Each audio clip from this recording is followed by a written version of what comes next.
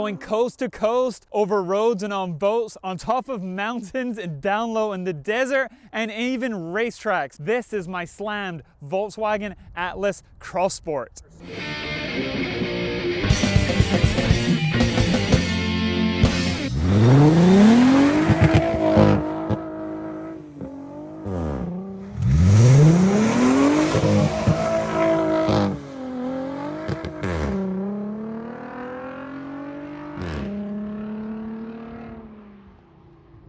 Dashing through the snow for Solo-Werks coilover when you want to go also very low.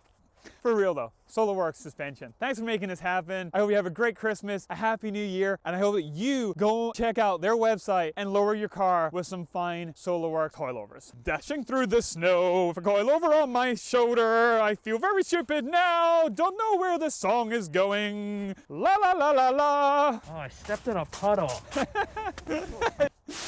The Volkswagen Atlas started way back in 2017, 2018, and it was made for the North American market. Not available to buy in Germany or anywhere in Europe. However, it is sold in the Middle East, in Russia, and in China. This is not the first one though. The Atlas is the 7-seater, the bigger boy, if you will. Much more of a hatchback at the back, not a crossover really. It's really a full-size SUV. So Volkswagen, a couple years later, came back with the Cross Sport. And this was announced at the New York International Auto Show, and I was there. I managed to sneak in as a member of the press, and they unveiled this and the Tanoak, which was a really cool pickup version, kind of like the Honda Ridgeline. Well, Tanoak, for as sweet as it was, it never made it. Cross Sport did though. It's reality. Again, not available to buy in Europe. Called the Terramont in Russia. The Terramont X is the Cross Sport version. It's exactly the same up to the back doors. Same amount of elbow space, same engine, same drivetrains, everything else. It just changes right there and goes into a sportier hatchback version. The front end gets a little bit different detailing, etc. So it really caught my eye, and I've really liked it ever since then. Do I still wish that I could slam a Tanoak? Yes, but I'm very happy that this exists and that I get to have some fun with this. My time with the Atlas though, this isn't the beginning. I did have a white R-Line Atlas, really cool car, the first one I got to spend time with, that we lowered, put on 22-inch Vossens, had a limited edition 2-lay roof box on top, and we took that to Germany. I drove it flat out on the Autobahn. I drove it on the Nürburgring Nordschleife, and we presented it there on stage at the GTI Treffen, the world's biggest Volkswagen enthusiast gathering, with 250,000 people or something in this great big SUV sitting on stage next to the very fancy cars, including the IDR, the race car that was sitting right next to it, and the unveiling of the GTI TCR edition. So absolutely wild where that car went, but this one's been on an even bigger journey now. So if you didn't tune in to, well, the build process where we absolutely slammed this and got a bit of a fright on how low it was, or the other 2 or 3 episodes where I went cross country, you've probably missed kind of a lot. But let's talk about what is the same as stock on this car, what I have done to it to make it not stock, and just some other little points about it. Yes, it is static, it is on coilovers, there is no airbags, they are height adjustable by manually screwing them. How do I say that without just saying screwing something? They are height adjustable by changing the spring perch height on the threaded body, which is stainless steel from KW, #sponsored. So there is more adjustment down on this, but a lot of questions I'm getting, are they available to purchase? They're not available yet. It is still a development set. KWST puts a lot of development into it. Will their off-the-shelf kit be this low? I would probably guess no, because this is very low. And another part to get to this low is the tire size. This is definitely smaller than original. The original wheels would be sitting up here, but if you go down in tire size, overall diameter, you go lower by half the height of the different mass. This does not rub at all. Zero rubbing. Would I recommend this tire size? Would I do it again? I would probably go a little bit wider. Then you get into the rubbing issues, but I really only had one shot to order the tires and I didn't want to rub. I didn't want to trash anything. There's not a lot of sidewall. We'll get into that with the question time though. Things that are the same. Well, the steering geometry, etc. has changed a little bit, but everything else fundamentally is the same. I did change out the brakes. We went to the very fancy 8-piston Tarox. The piston diameter is a lot smaller, so overall it actually brakes really, really well. Still has good sharp braking, but on the track, 0 brake fade. Do you need this on the road? I want to say no, but it does. It really is good. The braking is phenomenal. When I'm on the track doing 110 miles an hour down the back of Willow Springs or something with Hoonigan sitting in the passenger seat and you absolutely slam on the brakes, if you just instantly lock up, that's not a balanced brake setup. The ABS kicks in again. You're not doing the maximum braking. So you want to get that balance point. Build it for the system, not just slam in the biggest pistons and everything else. So for Tarox, 8 smaller pistons is better than having 6 much bigger pistons in terms of balance. Brake nerd things. The rear brakes are the same. The drivetrain is the same. 4Motion, I didn't change any of that. Yes, I would go into settings and switch off ESC or put it in sport mode or snow mode. Otherwise, I literally did nothing. The engine is the same. I have not changed any emissions on there. I have not tuned it. Nothing. So everything that people are asking, does it have a DSG? How do you make it shift so fast or anything? It's just the car. And it makes me kind of a little bit crazy when I'm on the forums and people are like, oh, the Atlas is really slow. Really? I could get it. If you have 6 adults in a full-size Atlas and you're trying to 0 to 60 or you're trying to launch from a red light, when you add that extra 1,200 pounds of weight in there, it's not going to be this quick as me alone on a racetrack or something. The exhaust sound though, where did that come from?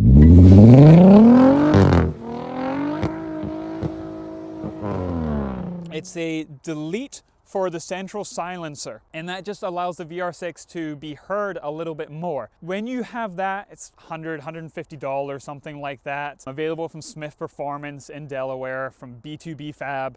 You can hear it, but it doesn't drone. If you have your mother-in-law in the car, she's not gonna say, you're a boy racer, this thing sounds too loud. It just has a little bit of a throaty sound. But we just cut off the back box on this one too. And honestly, it's too loud. It's a bit too much. I went to my local exhaust fab shop, shout out to J&H Automotive, and within like 30 minutes, they just made a single great big bendy pipe piece that went back and exited out the pretty much stock exhaust point. It sounds glorious. You can hear that vura, the VR6. You can hear the vrupa of the really fast transmission changes, the shifts that give it that pa. But it's not a DSG, it's just the normal 8-speed transmission, no tuning, nothing else, and it has not a bigger exhaust, just a regular exhaust, the whole front, catalytic converters, resonators, that's all original. Do I think that would invalidate your warranty? Probably not. Obviously, if you have exhaust rust or rubbing or something, but just replacing or removing that one silencer and replacing it with an OEM quality sleeve, etc., you're probably okay, but don't trust me, talk to your service advisor or something else. But the Wookiee pipe is my recommendation. A little bit more of a VR6 sound, OEM clamps, etc. Removing the back box, in my opinion, is too much. It's great fun in this, it's been great fun on the journey, people on the internet have enjoyed it, but it's just a little bit too much. So one of the biggest hits on this car has turned out to be the wheels. The Rotiform JDR 22x10 ET20. Do we nerd out properly? Ralph, do you want me to nerd out properly and offset? Okay, we'll make it quick. ET20 means this is quite an aggressive stance compared to the factory. The factory wheels are probably ET35, ET40, so about 18 millimeters to the halfway point move back in. So it moves them further out towards the arches. And then yes, they are 10 inches wide, so that really brings it out. So they're quite flush here, which means if you go low, you need to have a smaller tire, or if you're going for a big meaty tire, you might even have to raise it slightly. So that's where offset is critical, but these are available in 22-inch diameter, 10-inch width, ET20, 5x112, and they are a 66 millimeter center bore for the Audi, but they do come with the centering rings to 57.1 millimeter center bore, plug and play directly to the Volkswagen. And they use the same bolts. They are actually made by Rotiform to bolt up directly, so you don't need additional hardware or anything else, which is amazing. This did so well that Rotiform and their parent company Wheel Pros are doing a full marketing campaign based on this car. So if you go on any social media platform or a lot of web pages, this car pops up. I was researching a trip, a different country, travel, and it popped up on a travel website with my car on an advert, which is really kind of surreal. Shows just what, well, lowering and wheels and something can do. And one of the criticisms that I saw on this project was you're just bolting stuff on a new car. That is true, and that's really what I'm trying to say. You can achieve the same performance on the racetrack, going off-road where I slept in the dry lake bed, or over the mountains in the snow. This is a stock drivetrain, so the car did it itself. It did it, in fact, against the obstacles that I threw at it, slamming it, stretched tires, big brakes. I pushed this thing as hard as I possibly could, and it just enjoyed it and made it really enjoyable for me. That's what I would take away from this project. Genuinely, like I turn around and I look at this car when I walk away, and the kids that pull up or drive past it on the street go out of their way to say, hey man, that car looks really cool. Is it static? What did you do to it? What is it? Oh, that's a Volkswagen? Just all of these really, really cool comments and feedback. Let's go take a drive so that I can warm my hands up, and also so that we can answer some questions from some people out there on Instagram land. Whew.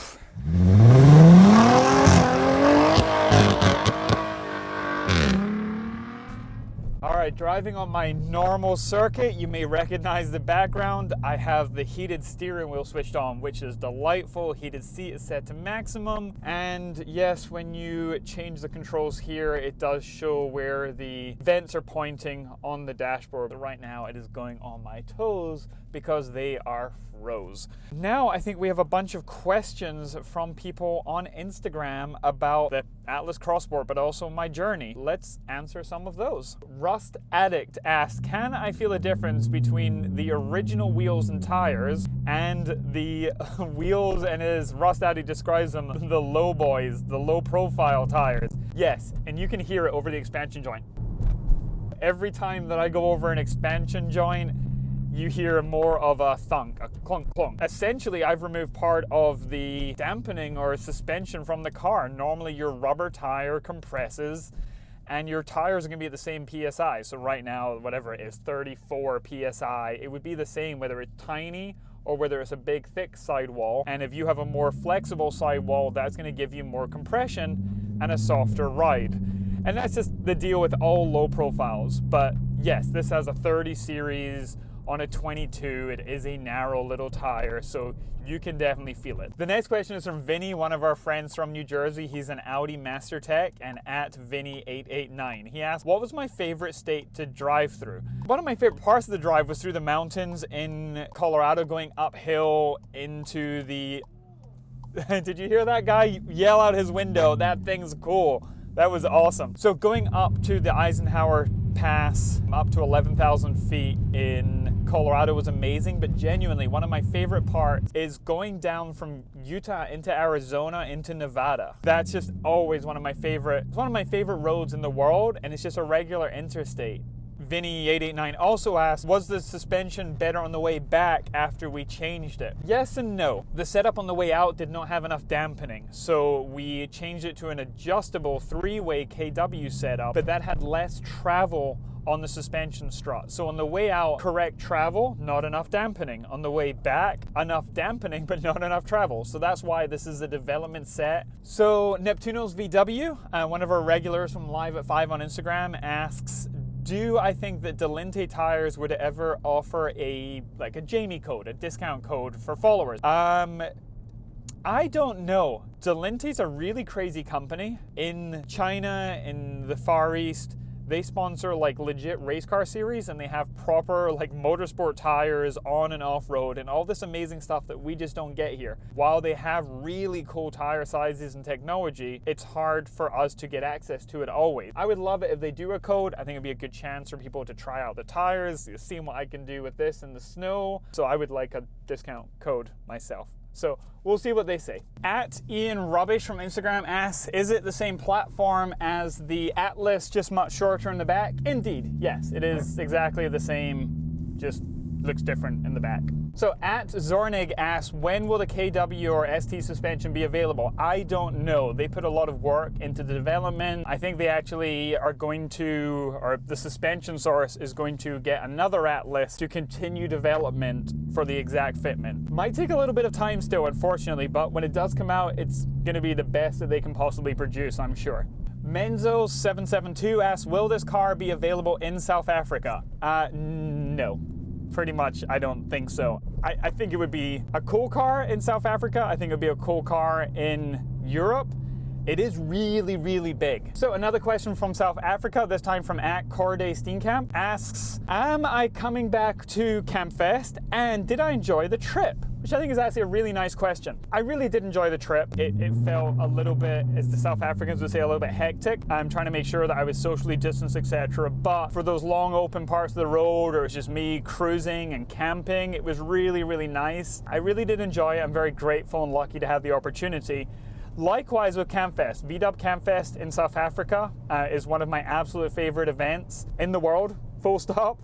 The South African Volkswagen community is amazing. I love South Africa in general, the car culture there. Yeah, I know this year it's been pushed back to April in the hope that COVID will kind of have gone away a little bit. So yes, I want to get back as soon as I can.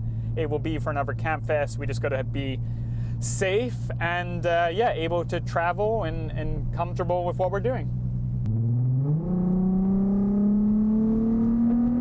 Michael, I think FC Resto, if I'm getting that correctly, on Instagram asked, what was my favorite bit of the trip? Honestly, there was a few bits. The Polo video that we released, hanging out with Glenn at Suspension Source, and just kind of seeing friends while wearing masks and everything, that meant the world to me. Again, driving this amazing car on the racetrack with KW was just a dream.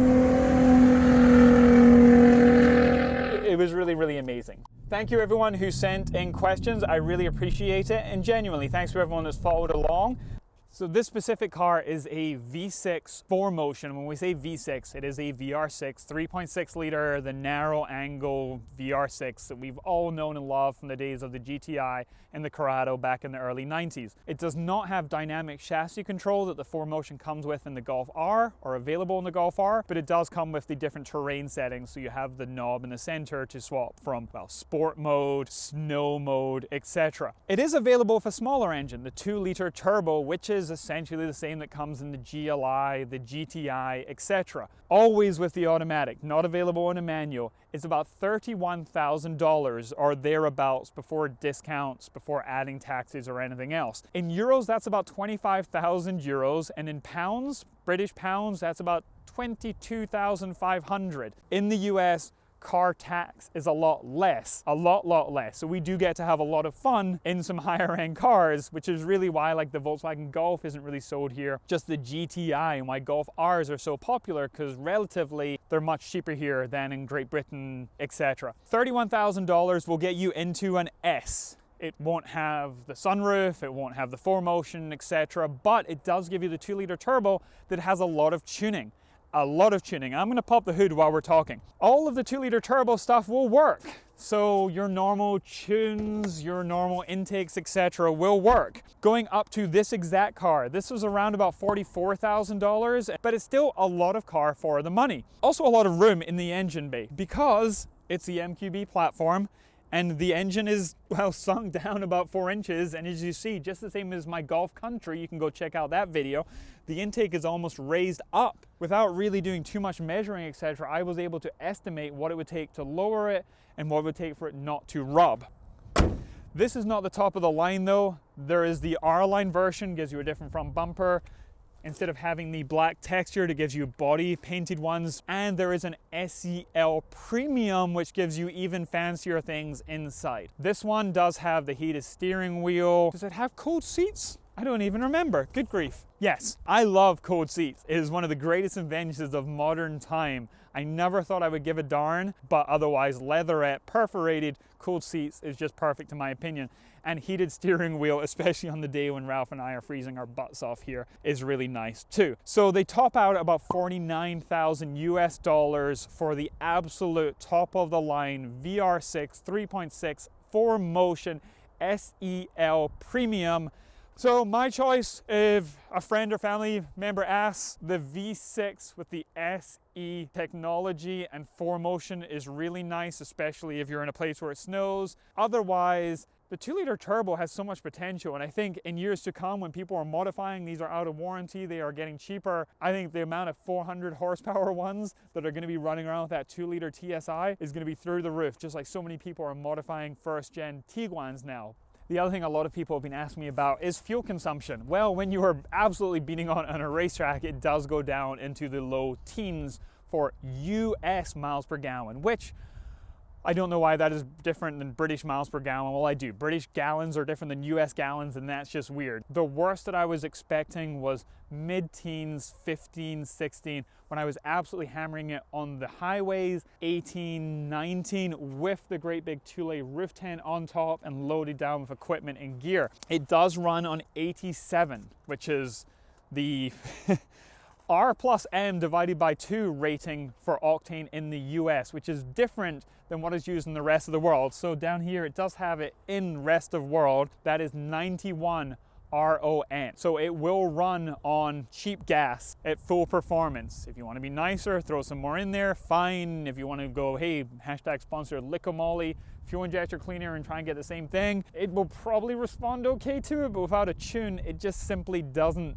need the extra octane. And it's about a 16-gallon tank from empty. If you do 16 multiplied by 3.8, Ralph, that's how big the fuel tank is in liters as well. And I would expect to be getting about 300 miles out of that, 330 or so, absolutely beating on it. And with normal cruising and use, 400 miles was pretty easily achievable. Not bad for a pretty big car. I really hope that you've enjoyed my time with the Atlas Cross Sport, because there's something else coming up pretty soon. In the new year, I'm starting my biggest ever project, something that I could never even have dreamt of until very recently. My time with this has really been a learning experience. Learning the platform, learning how far I can push it, learning what it responds to and what I think maybe needs tweaked a little bit. And I'm going to take all of that knowledge into an entirely new project. Just entirely new everything. And I'm ecstatic for that. So please join me in 2021. This has been a really fun couple of weeks driving cross country with this one and a couple of months building it up. For now though, thanks for joining us. Thanks to everyone who follows along. Wash your hands, wash your cars, and take care.